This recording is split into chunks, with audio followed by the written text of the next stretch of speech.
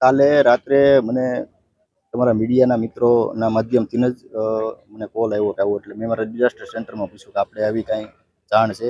તો અમારે ડિઝાસ્ટર સેન્ટરમાં એવી જાણ નહોતી, પણ આંધણાભાઈ પાછી મેં વાત કરી હકીકત શું છે. એટલે એમણે કીધું કે મારા સ્ટાફને ને અમે હોસ્પિટલ પહેલાં તપાસ કરી અને પોલીસને કીધું કે ભાઈ શું હકીકત છે, તમે હકીકતલક્ષી અહેવાલ કરો. એટલે પીઆઈનો ફોન ના રિપ્લાય આવ્યો, એટલે મેં પોલીસ સ્ટેશનમાં ફોન કર્યો, મારા માણસને હોસ્પિટલ મોકલ્યા. એ દરમિયાન એક બેન અને એક ભાઈને ઈજા થઈ હતી. બેનને માથામાં વાગ્યું હતું, એટલે એમને જુનાગઢ રિફર કર્યા એવું કીધું. ને અમે તપાસ કરી એટલે ત્યારે તો પહેલાં એવું હતું કે સિવિલ હોસ્પિટલમાં, અને રાતે પછી અમે પ્રાથમિક અહેવાલ અને ટૂંકમાં પોલીસને કીધું કે ભાઈ બીજી કોઈ દુર્ઘટના ના ઘટે, એટલે અત્યારે તમે બંધ કરાવી દો. પછી સવારમાં અમે અમારા સોર્સથી જાણ્યું કે એમને કેજે હોસ્પિટલમાં હોસ્પિટલાઇઝ છે, માથામાં ટાંકા છે, અને સાંજે એમને રજા આપી દેશે ભાઈને. અને એ દરમિયાન પછી અમારી હેડ ઓફિસને જાણ કરી કે ભાઈ આવું છે, એટલે મેળો અત્યારે બંધ કરવાની અમે સૂચના આપી દીધી છે કે ભાઈ એની આખી યાંત્રિક કમિટી હોય છે કે એમના બધા રાઇડું ચેક કરવાના હોય છે, RNBથી માંડી અને ચીફ ઓફિસરના બધાને. એટલે હવે એમને મેળો ચાલુ કરવો હશે તો એમને પહેલાં એમના બધાના અભિપ્રાય લેવા પડશે, પછી એમાં પ્રાંત સાહેબ નિર્ણય લેશે. એટલે અત્યારે હાલ તુરંત મેળો બંધ કરવાની સૂચના.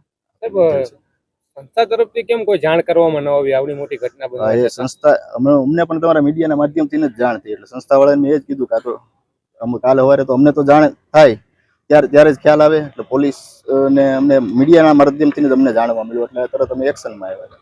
સાહેબ, ગઈકાલ રાત 12 વાગ્યાની ઘટના, તમે અત્યારે 12 વાગ્યાને તપાસમાં આવ્યા, આ કઈ રીતનો ન્યાય? અમારે સવારે પહેલા અમે બધા અમારા અહેવાલો જે કરવાના હોય, કારણ કે અમારે અહેવાલો કરવાના હોય, પછી દિવાળીની રજા મારો સ્ટાફ કોઈ હતો નહીં, એટલે મારે એક બેન અહીંયા હાજર હતા, એમને મેં મોકલા. એ દરમિયાન આપ લોકો કાંઈક ઓફિસ આવ્યા હતા, એટલે એ તો આવ્યા હતા. પોલીસને અમે કાર્યરત કરી દીધી, ચીફ ઓફિસરને, અને ખાસ તો યાંત્રિક વાળાને પહેલાં મોકલવા પડે.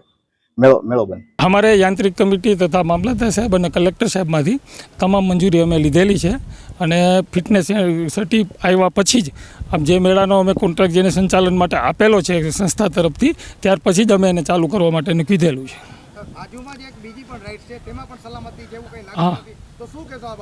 આજે જ પણ અમે પાછા યાંત્રિક કમિટીને જાણ કરી છે, અને બીજા એ લોકોને બોલાવી અને તમામ સૂચનાઓ આપી છે કે ભાઈ જે ખામી હોય કે જે પણ જરા પણ લાગશે તો અમે તરત એને નિવારશું, અને જે આગળ જતાં આવું જે થયું કરવાનું કારણ કે ભાઈ સંજોગો સાથ થયું કે જે ગણીએ પણ એવું બીજી વાર ન થાય, અને તમામ અત્યારે કામે લગાડ્યા છે અમે કે બધું ચેક કરો અને પૂરેપૂરી સેફટી હોય તો જ અમે ચાલુ રાખશું, નહીં તો અમે કરશું નહીં, આગળ નહીં વધવા દઈએ.